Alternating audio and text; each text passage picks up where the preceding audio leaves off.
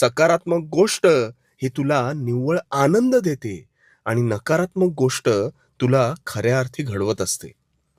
आता आठव, तू सायकल चालवायला शिकत असताना असंख्य वेळा पडलास आणि ह्या पडण्यातून तू हळूहळू तुझ्या नकळत त्या सायकलवर स्थिर होत गेलास आणि मग तुझा कायमचा तोल सावरून धरलास. अरे पण शिकलास कोणाच्या जोरावर? अडचणींच्या. त्या सतत पडण्याच्या अडचणीतून तुला सायकलवर तोल साधता आला. आजवर मला एक अशी मोठी व्यक्ती दाखव की जी सहज यशोशिखरावर पोचली आहे. अरे नाहीच सापडणार, कारण ह्या अडचणींच्या फेऱ्यात गुंतल्याशिवाय यशप्राप्ती ही अशक्यच. म्हणून नकारात्मक गोष्टींना धैर्याने सामोरं जा. खूप मोठा होशील. आणि पडलास तर भिवू नकोस. भिवू नकोस,